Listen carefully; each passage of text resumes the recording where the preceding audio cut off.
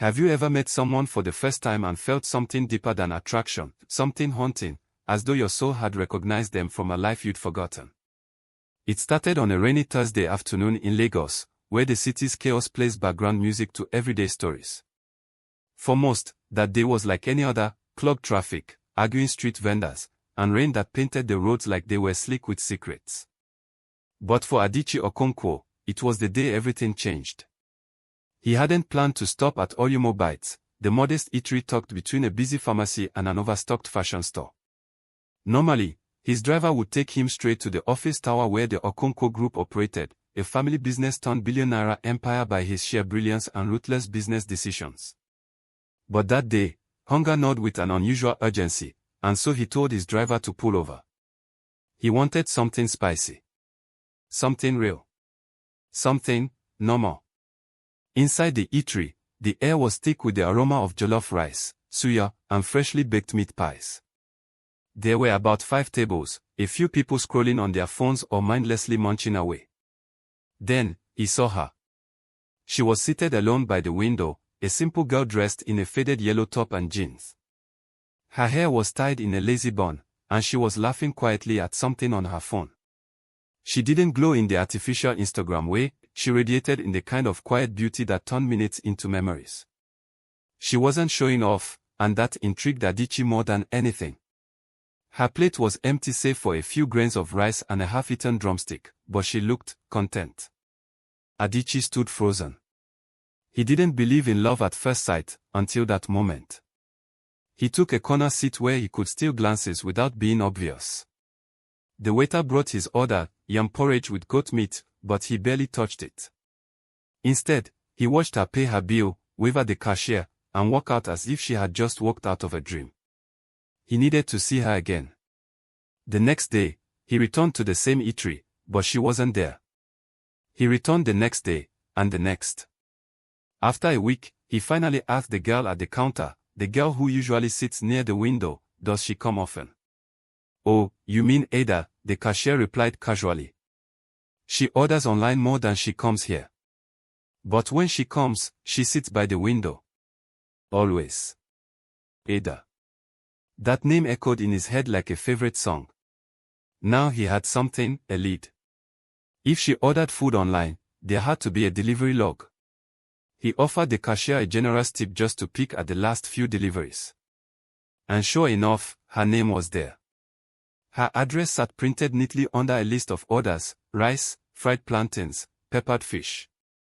No fancy orders. Simple things. He scribbled it down quickly. And that's when a plan formed in his mind. What if he didn't approach her as a millionaire? What if he approached her as just a delivery guy? The thought both terrified and thrilled him. For once, he would strip himself of luxury, ego, and the shield of his last name. He would become nobody, just a man with a helmet, a food bag, and a mission to know who this Ada really was. 2 days later, Adichie was dressed in a pair of old jeans and a borrowed jacket. He rented a small motorcycle from a friend who ran a courier service and convinced the eatery's manager to let him handle just Ada's orders. His first delivery was nerve-wracking. He stood outside her gate, wiping invisible sweat off his forehead even though the sun wasn't hot. Her street in Suralere was calm, lined with low bungalows and blooming hibiscus. He knocked. When the gate opened, she was there. No makeup. No filter. Just Ada. "You're the new delivery guy?" she asked, eyeing him curiously. "Yes." "New." "First day," he said, praying his voice didn't betray the butterflies crashing against his ribs. She smiled faintly. "You're early?" "That's good." And just like that, he was in. For weeks, he delivered food to her doorstep. They started with small talk. Then jokes. Then actual conversations. She told him about her job as a freelance designer, her dreams of owning a studio, her frustrations with life, and her love for spicy beans. He listened, genuinely. Sometimes, he stayed longer just to help her carry something inside, or fix a bulb, or talk about books they both pretended to have read. But the deeper he went, the more complicated it got. Ada was kind, but guarded. Once, she mentioned being disappointed in men who fake their intentions. If you're poor, be poor. If you're rich, don't hide it and act like a saint, she had said while sipping zobo. I hate deception. Just be honest. Her words cut deeper than any insult. He was living a lie. And the lie was growing. One night, while on his usual route to her place, he encountered two street boys trying to snatch a bag from an older woman. Adichie, acting on instinct, intervened. He didn't think, he just reacted. A punch. A kick. A chase. In the end, he saved the woman's handbag but got a bruised lip in the process. When he got to Ada's, she gasped at his injury. What happened? Long story, he winced, still bleeding lightly. You came here like this. You're mad, she scolded, dabbing his lip with cotton wool. Something in her touch that night told him she was falling, even if slowly. And that scared him more than the street boys.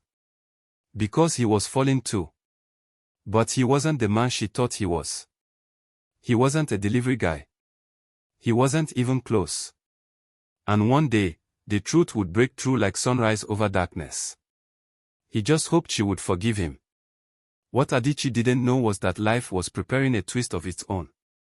A rival company had recently launched a charity campaign, spotlighting millionaires who did undercover work in the streets of Lagos. One of their viral videos showed a young man dressed in old clothes, delivering food on a bike. The resemblance to Adichie was uncanny. And someone close to Ada had seen the video. Someone who didn't like secrets. What happens when the truth you fear the most is the one you can't hide anymore? It had been 38 days since Adichie first knocked on Ada's gate with a food delivery bag strapped to his shoulder and a light tucked into his pocket. In that time, he had tasted a life he never knew he craved, unfiltered, unprivileged, unguarded. There were no chauffeur-driven cars, no polished conference rooms, and no power lunches. Just him, a rusty bike, and Ada. And yet, the simplicity of it all felt more meaningful than any boardroom victory he had ever achieved. But peace has a way of attracting trouble. Ada's best friend, Ifunanya, was the kind of woman who saw through people faster than a scanner at the airport. Protective, inquisitive, and fiercely loyal, she had always played the role of big sister, especially after Ada's last heartbreak, when she dated a guy who turned out to be married with a child in Enugu.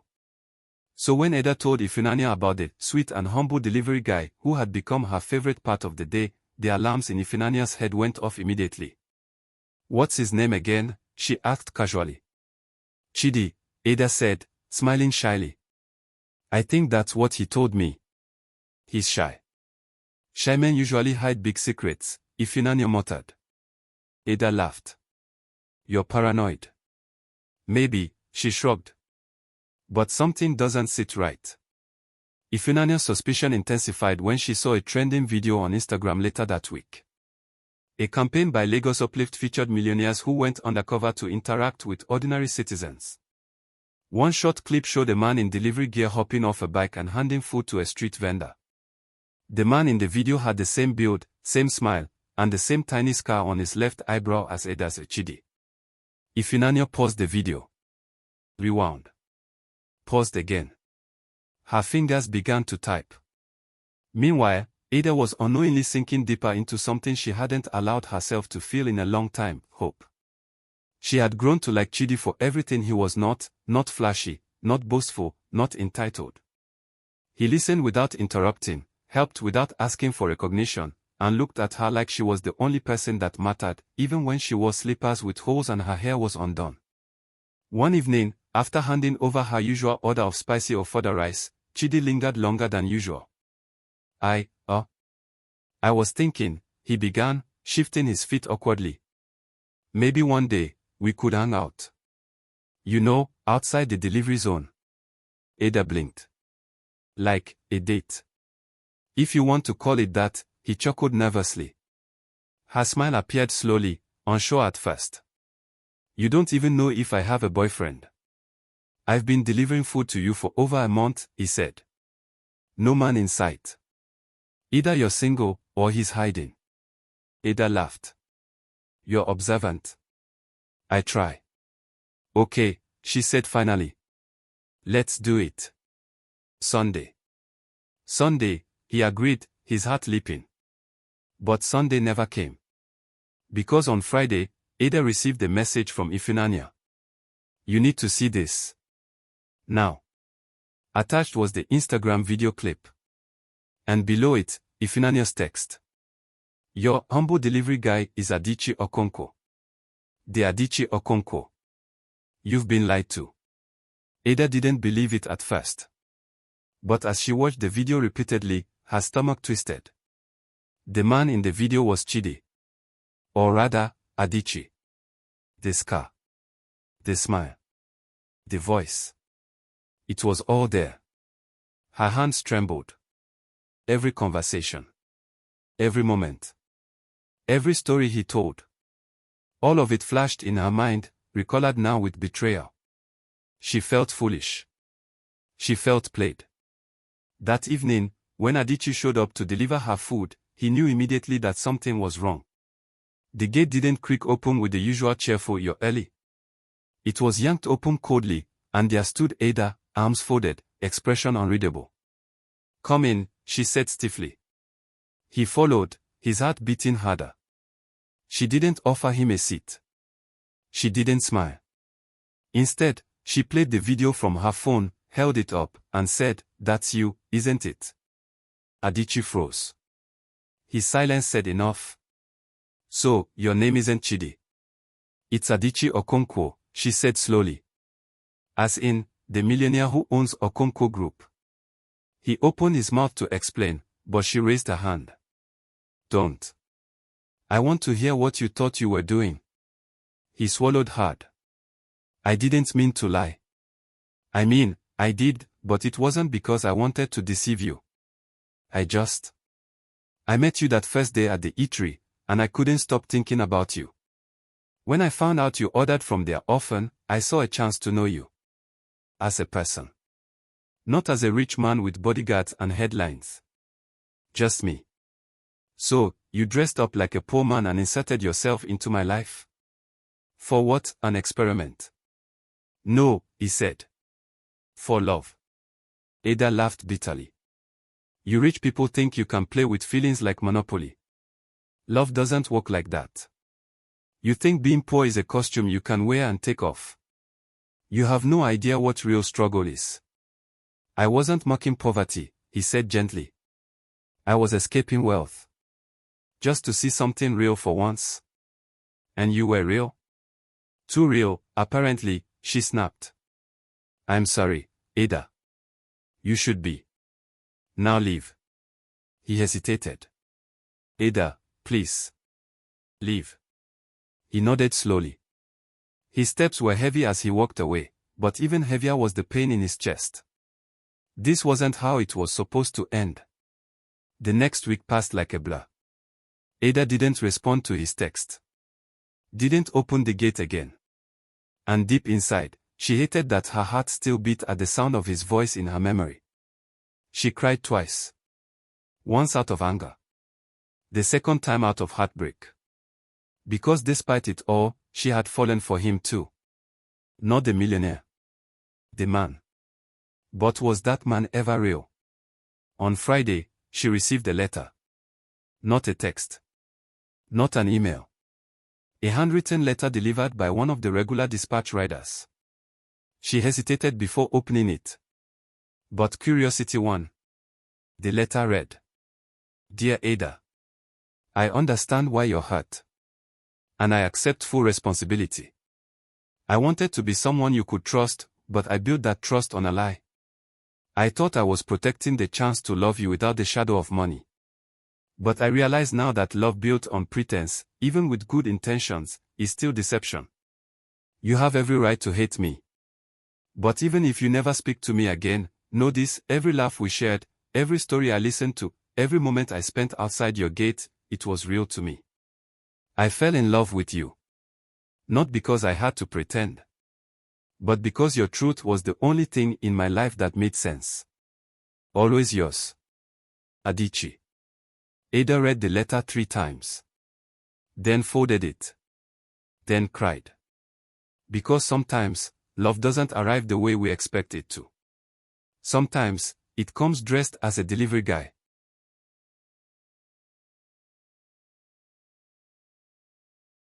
Can a heart that's been lied to ever trust the truth again? The days that followed were filled with quiet chaos. Ada no longer opened her curtains in the morning with excitement. Her evenings became dull, colorless, just her and her dinner plate, untouched, slowly growing cold on the table. Food didn't taste the same. Even the smell of ofada rice, which used to fill her chest with comfort, now made her nauseous. Because every bite reminded her of him. Of how easily he stepped into her world. Of how deeply she let him in. Of how foolish she had been to think it was real. Adichie, on the other hand, found himself sitting on the edge of his bed at 2 a.m. every night, running conversations over in his head. I should have told her the second day. No, I should have told her when she laughed at my first terrible joke. I should have told her when she leaned against the gate and said I was her favorite part of the day. But regrets don't build bridges. They only widen the rivers between people.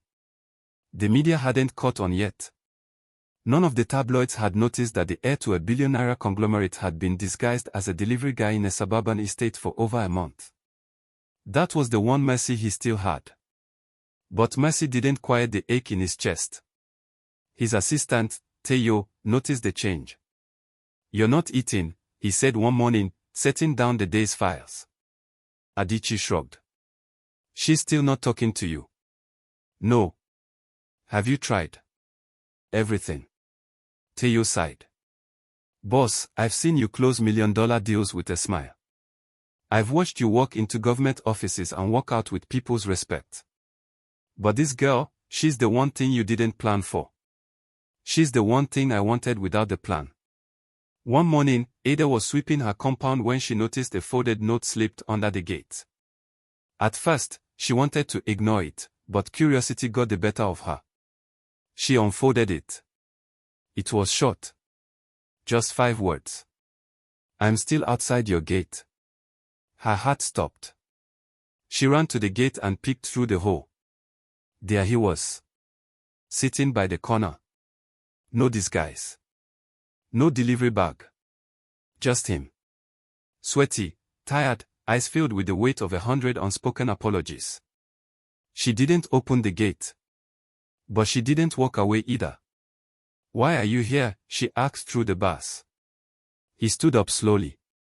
"Because you matter. Even if it's just to say goodbye properly." She was silent. He reached into his pocket and pulled out a small brown diary. "I wrote this after every delivery. Thoughts. Moments. What I noticed. What I felt. If nothing else, please read it. Then decide if you still hate me." She hesitated. Then pushed the gate slightly open and took the book. Their fingers brushed. It sent a shock up her spine. But she closed the gate again. That night, she read every page. Page 1. "She didn't smile at me today. Maybe she's had a bad day. But she still said thank you. That means something." Page 7. "I asked her what her favorite movie was. She said, anything that makes me feel seen. I wish I could tell her how much I see her." Page 13. "Her laugh is addictive. I caught myself smiling even after leaving. Like a fool. I think I'm in trouble." Page 23. "She told me about her father's death. The silence after that story said more than words ever could. She trusts me. God help me not to break it." Page 35. "I want to tell her everything. But what if she leaves? What if the truth destroys what we're building?" Page 41. "She said she was starting to look forward to my visits. My heart almost exploded. And I still can't tell her who I am. Not yet. Not until I know for sure it's not the money she wants." Page 50, last entry. "I think she's falling for me. But she doesn't know my name.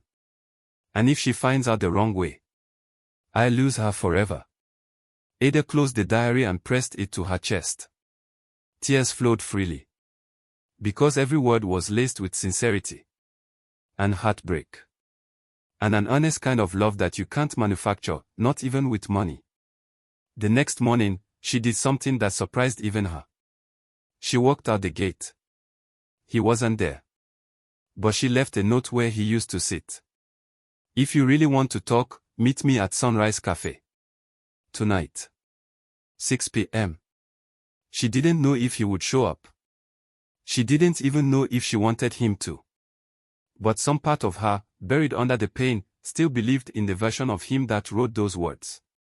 The version that didn't wear masks. 6 p.m. came. And so did he. Sunrise Cafe was a small, open-air restaurant with fairy lights and wooden benches. Ada sat at a corner table, nervously tapping her glass of zobo. She wore a simple red dress and no makeup. Just like the first time they met. He arrived in a plain shirt and jeans. No car keys flashing on the table. No Rolex. No shades. Just a man. Hi, he said, his voice soft. She nodded. Sit. He sat. For a few seconds, neither spoke. Then she asked, why me? He looked at her. Because when you smiled at me, it wasn't at my wallet.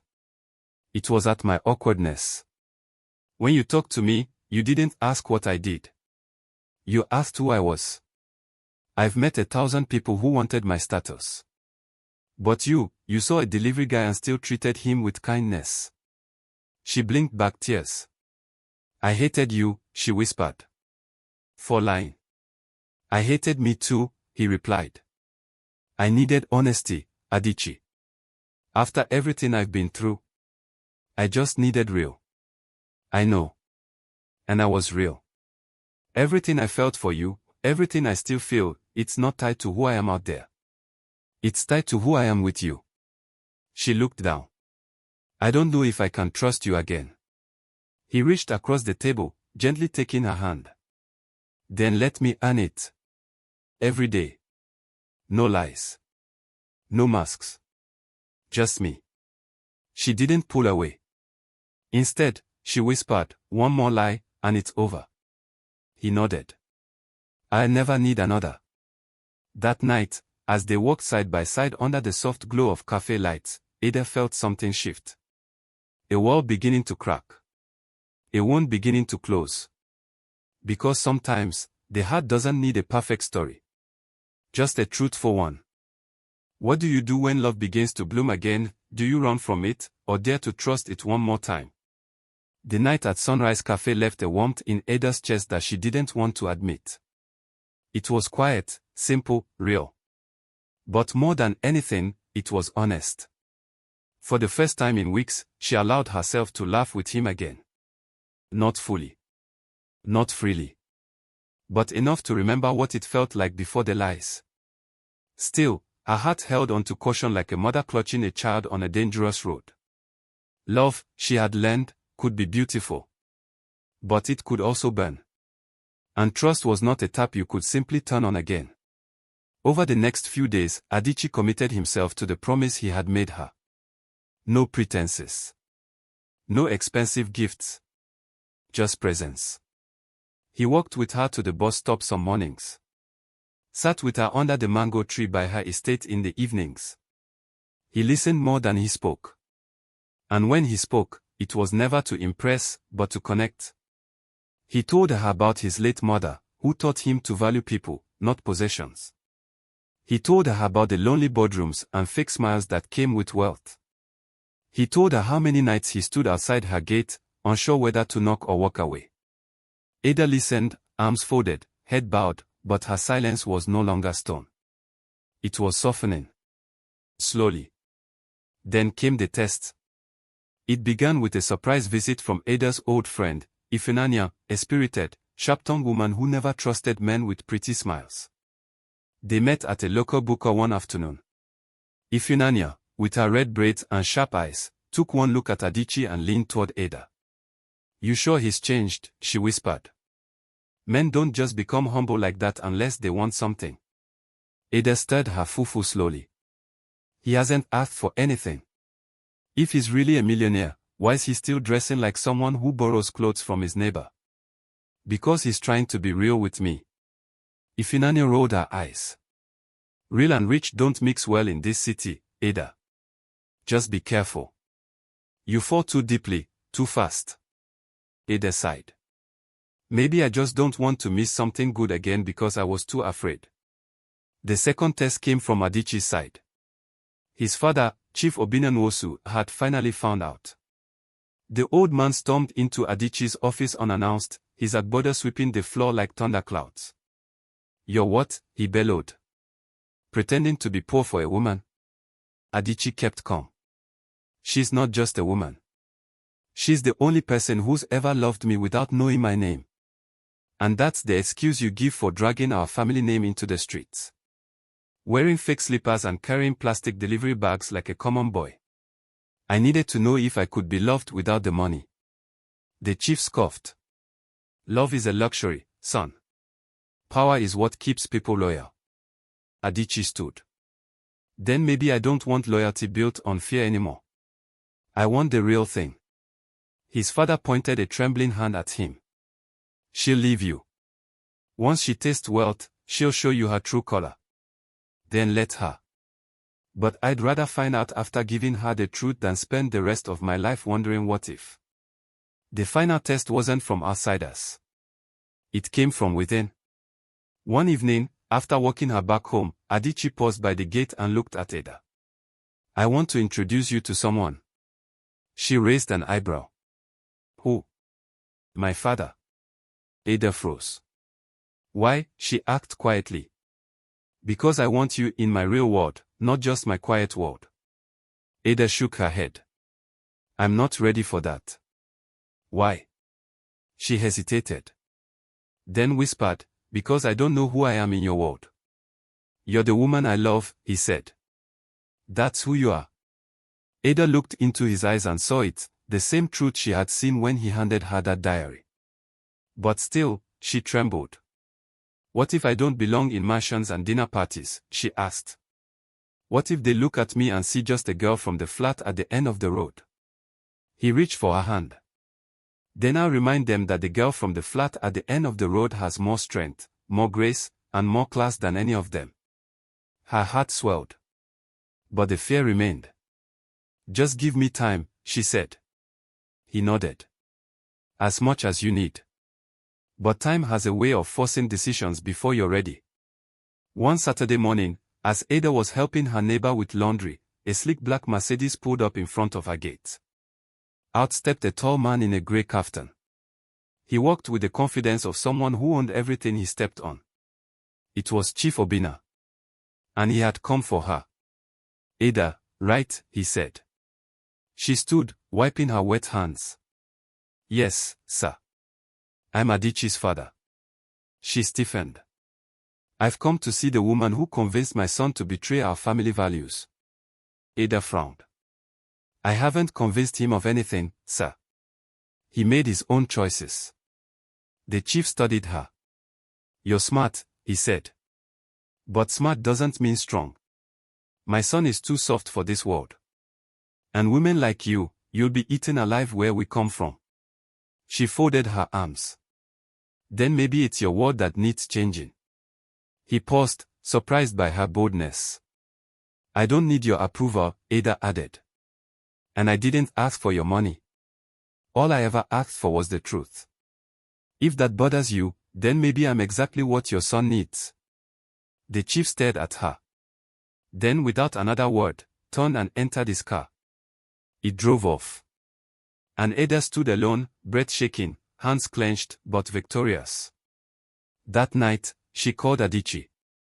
"I'm ready," she said. "For what?" he asked. "To walk beside you. In your world." He didn't say a word.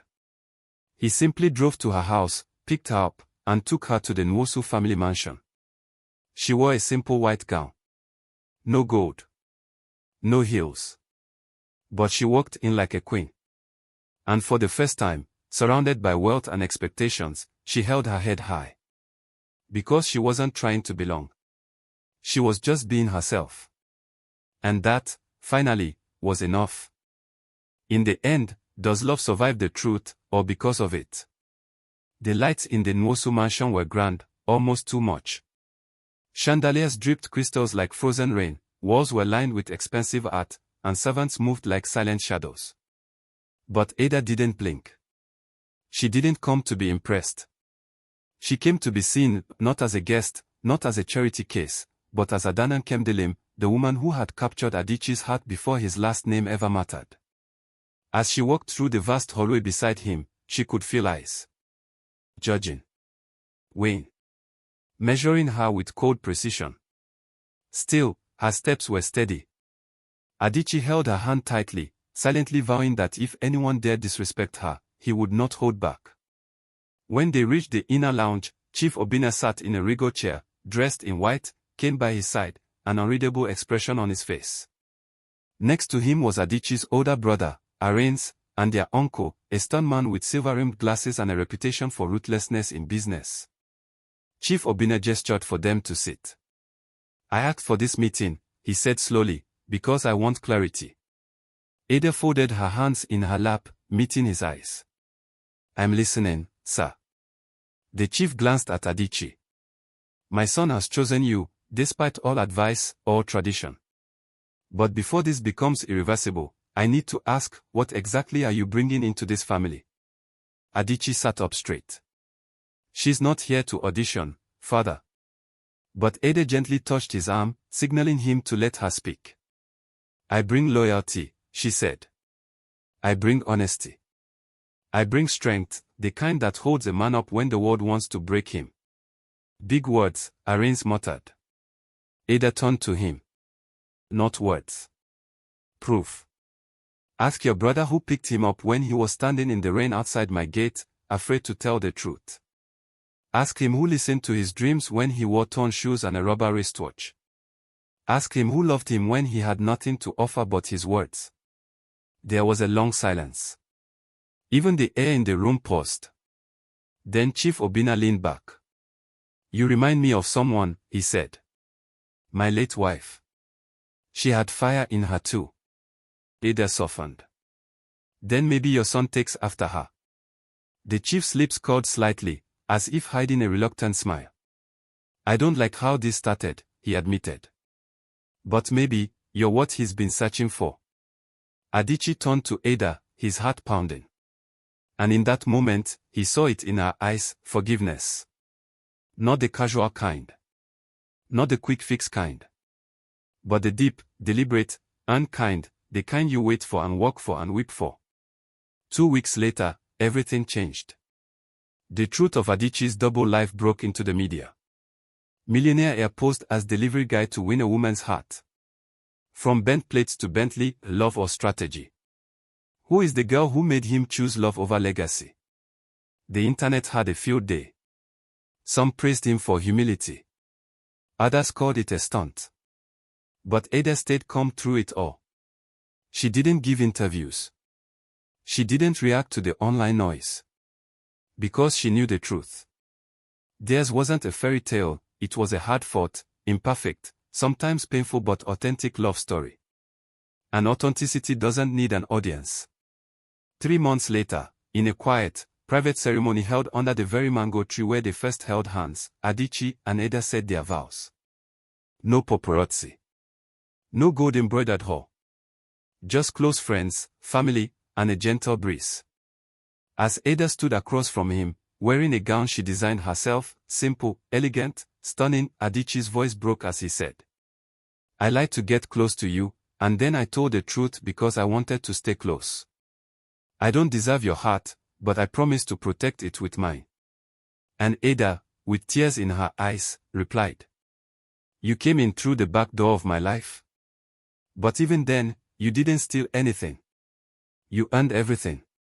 Including me." They sealed it with a kiss. Not the kind you see in movies, but the kind that heals old wounds and builds new homes. Now, when Ada tells the story to their daughter years later, she begins with, "Your father tricked me." And the little girl laughs. "But he tricked me into love and then gave me something real. And that," she says, "is the only trick worth falling for." Hey, if this story touched you, I'd love to hear what you think. Feel free to share your thoughts or experiences in the comments below, even a quick yes or no helps. It really helps others find this video and join the conversation. If you enjoyed the video, it would mean a lot if you could give it a thumbs up, and consider subscribing for more stories like this. Sharing it with friends or family who might relate is always appreciated too. Here are some questions to get us started. Would you forgive someone who lied but truly loved you? Why or why not? Can love survive deception, or does honesty have to come first? Have you ever chosen love over family expectations? What happened? Is being real more important than being rich in a relationship? I'd love to know your thoughts. What does true forgiveness mean to you? Can it heal deep wounds? Tag someone who might find this story meaningful, and don't hesitate to share your story. Your voice might just inspire someone today. Thanks so much for being here. Let's keep this conversation warm, honest, and full of heart. Real talk, would you forgive someone who lied but loved you with their whole heart? Share your honest thoughts, no judgment here. Let's connect and learn from each other.